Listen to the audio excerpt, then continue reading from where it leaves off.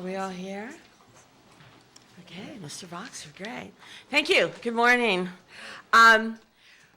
We decided to come together because we've been seeing a lot of things in the media lately, and we wanted to tell you that we are sending today a letter to the Commissioner Selling, to make it pretty clear that Oakland wants the A's, that we have 2 sites for the A's that are viable and that can be delivered by 2014, that we want them to stay, and so yesterday, or this week, the City Council approved some deal points. We'll be making those public over the next few weeks. So we wanted to bring together the city family. Myself as the mayor, the leader of the City Council, and other members of the City Council, and Mr. Blackwell, who is leading a lot of our economic development and our planning for big projects, and one of the leaders of the Let's Go Oakland grouping, a group of business leaders who have come together to guarantee use of a new stadium with Mr. Boxer. So the letter that we're sending to Major League Baseball will reiterate our commitments on 2 proposals, and I want to remind you what those are. Victory Court, which is a downtown site with the Let's Go A's study, and we're going to be doing our own economic study that would bring about 2 million people each year to downtown Oakland, which would help both Jack London and the downtown and the Chinatown area. It is the typical new downtown stadium.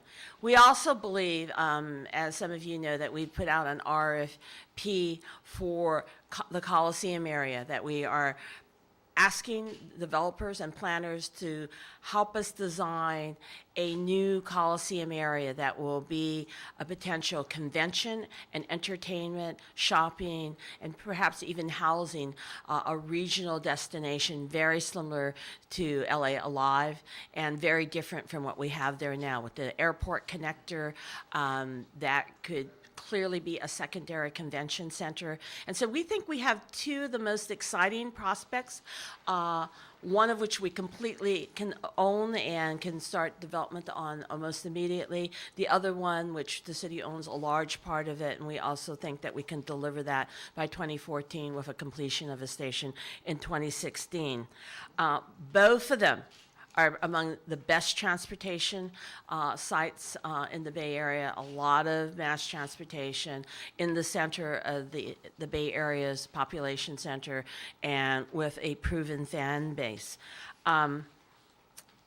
We want to make it absolutely clear that we want to save and keep all 3 teams in Oakland. So we've been, particularly in the Coliseum site, been talking both to the Raiders and to the Warriors, and that we are working as hard as we can to make sure that Oakland remains the home of major sports entities. I met with the Chamber yesterday. We're going to try to expand Let's Go Oakland from baseball to also include the Warriors and to include the Raiders. And so that's why we're here today.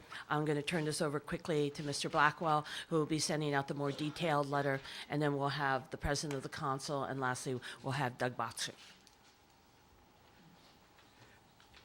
Thank you, Mayor Quan.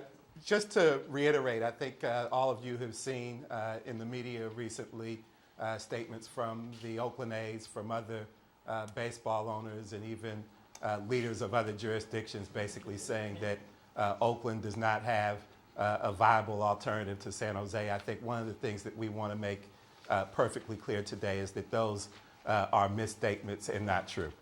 We have not only one, but 2 what we think are not only viable sites, but superior sites. As the mayor said, one of those is Victory Court, and the other is the existing site at the Coliseum. The Victory Court site is one that I think everybody is familiar with. It's been before the Planning Commission, and I think it's been the subject of conversation before. We think it is a fabulous site that is consistent not only with the notion of providing a new facility, but also bringing revitalization to and redevelopment to Oakland's waterfront. So this is not only about sports franchises and facilities, it's about the revitalization of our city, and I think it's consistent with the model that we have seen around the country in terms of ballparks in places like Baltimore and San Diego, which have used those as important redevelopment opportunities for the cities that they're in. And so wanted to make it perfectly clear that not only do we think it's a viable site, we think we also have the capacity to financially deliver what we need to deliver in order to make that happen. And we also think that we have a timeline that is consistent with baseball's needs, which would be something available for opening day 2016. And so the Victory Court site is one that we think we can pull off. We are waiting for the opportunity to get to the table, frankly, with the A's and Major League Baseball in order to really move that stuff forward. The second thing that I want to reiterate, though, is that we have an existing site where we actually own the land already and where the infrastructure costs are actually substantially lower than the Victory Court site at the Coliseum. There we have just released an RFP for, as the mayor said, planning and EIR development for that site. We envision not only, again, sports facilities there, but that being supplemented by entertainment uses and hospitality. And we think, again, that that is consistent with what we have seen in the field in terms of aligning sports facilities with other types of entertainment uses. We think that when you combine that with the transportation infrastructure that we have at that site, that it becomes probably one of the more attractive sites in the country. The RFP is closed now. We have 6 respondents to that RFP, and we will be interviewing them all. And I can't go into detail about everybody that's included in that, but I want to reiterate with this group that we have experienced interest from very serious planners, large-scale developers, people who have managed, developed, and run sports facilities in the past, and all of them indicate that there would be private financing available for the kind of project we're talking about. So again, we think we have 2 viable sites that are attractive, that are financeable, and that are deliverable on a time frame that I think works for all of the franchises that we're working with right now. So I just wanted to make sure that that was perfectly clear. Thank you. Mr. Reed. Well, there's very little that I can add in what the mayor and what Fred said. This is a tremendous opportunity for us to put together this plan that keeps all our sports franchises here in the city of Oakland. We're talking about the Oakland A's right now because, you know, as most of you know, pretty soon Major League Baseball is going to be making their announcements fairly soon. I just want to express my personal thanks to Councilmember Jane Bruner, who couldn't be with us today, and former Mayor Ron Dellums. They wrote the letter to Major League Baseball to keep us in the game. And we've spent 1.5 years meeting with Major League Baseball 3-member committee to lay out our plan. They have, in fact, evaluated both sites, the Victory Court site as well as the Coliseum site. As both Fred and the mayor said, we think there are 2 great sites that we can present to Major League Baseball in our efforts to keep the A's here in the city of Oakland. I'm really excited about us stepping out forward because we had said to Major League Baseball we weren't going to have the discussion in the public as San Jose was doing, that we would work with the 3-member committee until we got to a point where we are today, sending a letter to Major League Baseball indicating that we could, in fact, make the deadline that they've established in our efforts to keep the Oakland A's. The history of the Oakland A's is in this city. It's not in San Jose. It won't be in San Jose. It won't be in other cities that the A's played in prior to moving here to the city of Oakland. But the history of that organization is here in this city. This is where they need to stay, and we're going to do everything that we can to make sure that they stay. I want to acknowledge my colleague, the Vice Mayor, who sits on the Joint Powers Authority, Chris Dobbins, who's here, who serves on the Joint Powers Authority as one of the private citizens, even though he's an elected official, is a private citizen that's appointed by the members of the county leadership, elected officials, to serve on the Joint Powers Authority. And we certainly are going to need the support of both the Vice Mayor and the other members of the Joint Powers Authority, as well as our partners, the county, if we're going to be successful in retaining the A's here in our city. Again, this is their home. This is where they need to be at. And we're going to do everything that we can to make sure that they stay here in the city of Oakland. So thank you very much. We also Doug? want to acknowledge that we have Councilmember Shaft And it is true, Ms. Bruner, who's been critical, is in San Francisco working, could not be here. So our last speaker is Doug Boxer, representing the community. Thank you, Mayor. Thank you, Council President Reed. It's a pleasure to be here today. Just to reiterate the fact that you've heard that we have the political support to keep the A's here in Oakland. You've heard that we have the financial capacity to deliver that deal. I'm here to tell you that we have the corporate and the community support as well. And that's evidenced by the effort that Let's Go Oakland has put in over the course of the last 2.5 years. We're here to support fully the city's effort to keep the A's playing baseball right where they belong, in the city of Oakland, where they've achieved such great success over the years, and given this community hope when hope is sometimes hard to find. We have demonstrated that corporate support and community support to Major League Baseball and the committee. We generated about $500,000 worth of deposits for luxury suites and corporate naming rights for a new waterfront ballpark, state-of-the-art. That ballpark, we also commissioned an economic study, and Ms. Piper has copies of the press release we did last April, which announced the results of that economic study, which demonstrate that the ballpark along the waterfront will increase property values around that area by $4 billion if there is a ballpark versus where there would not be one, which will generate tens of millions, hundreds of millions of dollars, quite frankly, to the city of Oakland through its redevelopment agency, and also through, as the mayor said, 2 million, we'd like to think maybe close to 3 million people would come to waterfront, good idea, to close to 3 million people coming to a ballpark along a waterfront who would spend money there on restaurants and bars and retail, which will all inure to the benefit of Oakland's general fund. So we are here for the long haul. We're not going anywhere. Our group of community, business, labor support will be here to support this effort, and we look forward to opening that ballpark, hopefully opening day 2016. Can you say your name and title again? Doug Boxer, co-founder of Let's Go Oakland. Thank you. So let me just do a quick summary before Sue monitors the questions. So we want to make it very clear. Oakland has 2 sites that have political support, that are financially viable, and we have a strong group of business leaders and fans who are ready to buy those new luxury seats.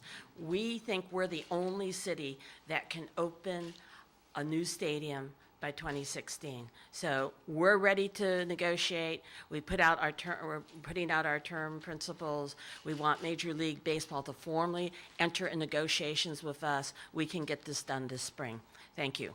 Okay, so I ask that you give your name and your where you're from, and I'll start with you.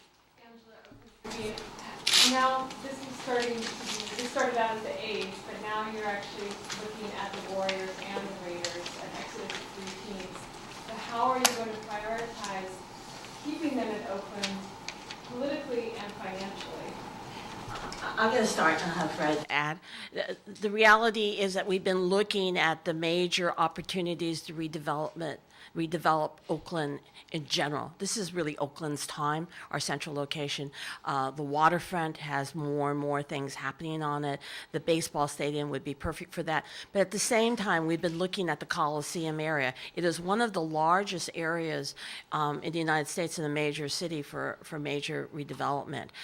With the new airport connector, it will have a critical role in possibly becoming also a secondary convention center, an airport convention center. We have a lot of internal flights in the state of California. We have convention needs. We don't have large hotels. So that combination of taking hotels, taking possibly retail, even housing, together with other entertainment venues in what is a very, very, very large site now of hundreds of acres if you include not just the Coliseum area, but the additional spaces that the redevelopment agencies bought and the area controlled by the port across the freeway. It is something that we have to move forward to move the city forward anyhow. The waterfront we're already working on aggressively to redevelop. So the teams are just part of that. And I'm going to just And add it's his something. district policy. Yeah, it's my district, and, you know, we've been working on this whole vision around the Coliseum. I always tell people, you've got 3 incredible sports franchises, and we've been interacting with all 3 of them. And for a long time, I clearly understand that if we didn't change that area around there, there's potential that we could, in fact, lose all 3 sports franchises. But I don't think there's any other place in this country that almost every single mode of transportation comes into that Coliseum area. And with that piece down at Jack London Square, Victory Court, I mean, these are some of the most incredible sites that have sports venues in, where you have these hotels, where you have conference centers. Right now, we have a conference center downtown Oakland, 75,000 square foot. So if you're talking about a conference center of 150 to 200,000 square foot, that now you can start capturing those conferences that are skipping over Oakland, going to Santa Clara, going to San Jose, with 400, 500 room plus hotels. I mean, you've got the perfect venue to do all the things that all the sport teams would like to have done around these sports complexes. And this is a once-in-a-lifetime opportunity. And I can remember Lou Wolf, when I met with him, gave him the preliminary plan of this vision. What he did was took the vision that we showed him and came back and put together a plan that at that time encompassed everything from 66, going south, going north, down to High Street, where you've got houses, homes, you've got retail. And then that same plan he took and put it together to go to look at Fremont and to San Jose. Because he understand what we were trying to do. But for some reason, he chose to want to go to San Jose and not do it here in the city of Oakland. Well, we're hoping that Major League Baseball understand this vision, and certainly we hope that they will say, Oakland has 2 sites, and Lou Wolf, you need to stay here in the city of Oakland because the history of your team is here in this city. But that vision is incredible. Laura from Channel 7. Mayor, what is your reaction to the Warriors meeting yesterday with San Francisco Mayor Ed Lee? And is that one of the reasons why we're having a press conference on this issue today? No, actually, it was more on the timing. I've been meeting with I've only been mayor 11 months, but this is one of my top priorities to get particularly the Coliseum plan going. And it took us a while to get a new economic director, but we've been moving as quickly as I can. I've been talking to investors in Asia and EB5 investors, and this has clearly been one of my top priorities. So I've met with the new owners of the Warriors as soon as they bought the team. We've been keeping in touch. They actually contacted me last week to let me know that San Francisco was going to contact them. They've been pretty excited about the Coliseum ideas, but like any CEOs, you have to look at all of your options. I'm convinced that the Coliseum City is going to be the most exciting option for all of the teams. Yes. Alan Rasmussen, KTVU. How would the financing work for these 2 sites? I understand the Coliseums themselves, or the stadiums themselves, would be financed by the teams, but what about the infrastructure, the parking lots, all that? Who would pay for that? Sure.